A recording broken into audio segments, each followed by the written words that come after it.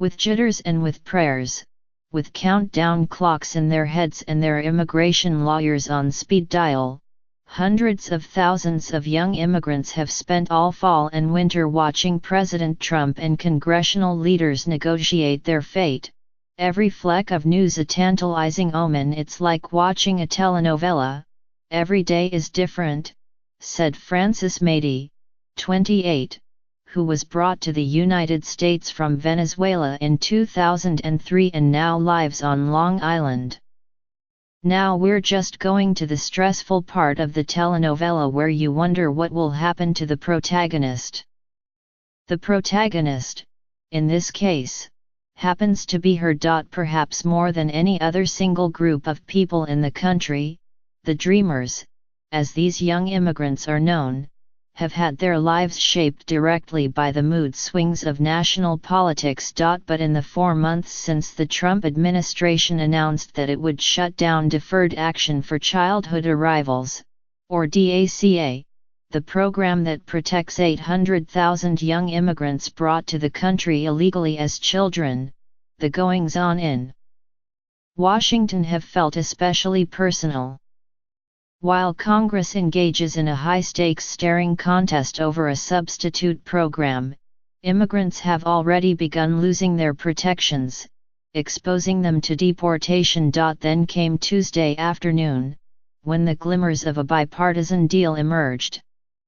And a little later on Tuesday, when Mr. Trump appeared ready to throw the entire immigration reform debate open again.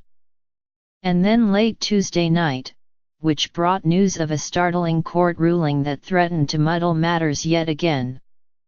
And Wednesday morning, when it was difficult to know how to feel at all. Hafsa Mamun, 18, spends about 30 minutes a night scrolling through news stories about the negotiations after she gets home from classes at Hunter College in Manhattan, where she is a freshman. Born in Malawi to Indian parents and brought to the United States as a 5-year-old, Ms. Mamun's protected status expires in 2019. She said she had not made any plans about the future because things were so uncertain. It's like you're on edge constantly, she said. One day you have hope that it might go through, and then something else comes up. An agreement did seem to be staggering closer on Tuesday, though how much closer seemed impossible for even the negotiators to predict amid the welter of bewildering signals from Mr. Trump. After a year of holding a hard line on immigration, the president suggested in a meeting with congressional leaders that he supported not only a deal to protect the Dreamers but also a comprehensive immigration reform package, raising the possibility that the DACA recipients' security could hinge on a much messy set of compromises. Republicans, meanwhile, were still pushing to tie any benefits for the young immigrants to curbs on family-based legal immigration, border security, and other conservative priorities that Democrats and immigration advocates have frowned upon. Were being held hostage as a bargaining chip, said Rafael Robles, 26, a DACA recipient in Chicago who owns an architecture, design, and real estate development firm. I'm not advocating for the DREAM Act at the expense of everyone else. On Tuesday night, a federal judge in San Francisco ruled that the Trump administration had ended the program improperly and ordered it restarted. Though immigration advocates welcomed the ruling, they cautioned that they expected it to be challenged, if not overturned, and warned that a court order was no substitute for an act of Congress. It was around 5 a.m. in Fall River, Massachusetts, when Helosa Silva, 18, a high school senior who came to the United States from Brazil when she was an infant, was jolted awake by a news alert on her cell phone informing her of the judge's decision. I read it and got super excited, she said. Immigration lawyers were deluged on Wednesday morning with clients eager to take advantage of the court-ordered reinstatement.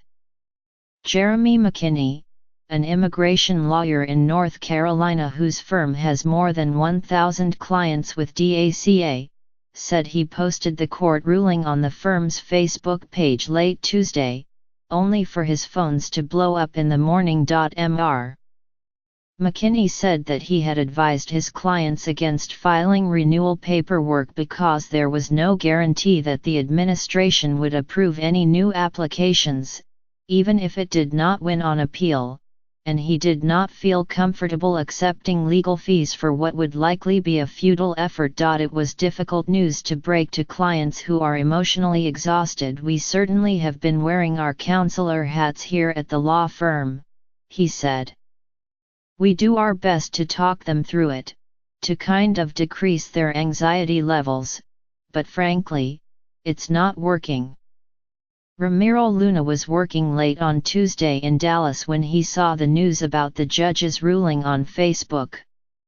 It did little to relieve the tension he felt every time he thought about his DACA status, which was to say, every time he looked at the countdown clock on his iPhone that tells him how many days he has left before it expires. On Wednesday, the clock stood at 280 days every single day, he said.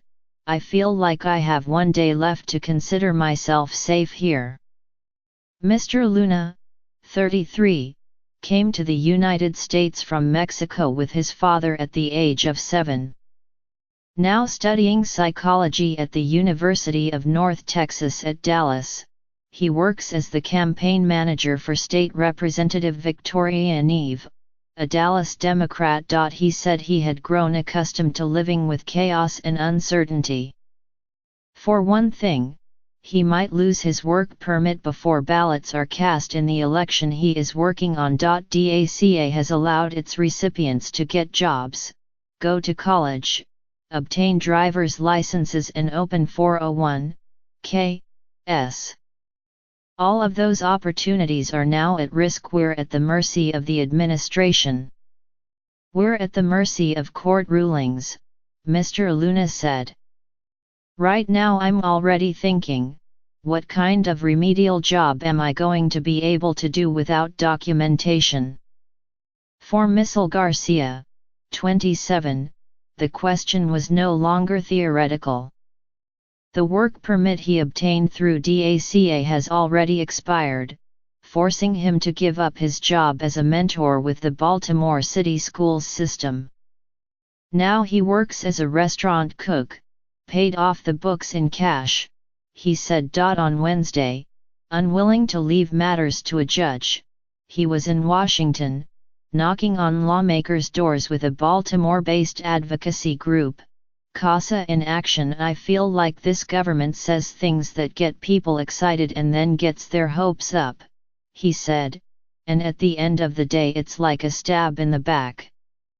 Knocking on doors, calling members of Congress, spreading the word on social media, activism was the only hope most DACA recipients had of influencing a process that had played out in front of millions on television and in news outlets across the country, yet would ultimately come down to the inclinations of a few. Most immigration activists believe their best chance at a deal for the Dreamers is now, when Democrats can threaten to withhold support for a spending bill Congress would need to pass to prevent the government from shutting down on January 19. More than 100 DACA recipients have been traipsing throughout the Capitol in Washington for the past 2 days, telling their stories to lawmakers in an urgent effort to persuade them to enshrine the program into law.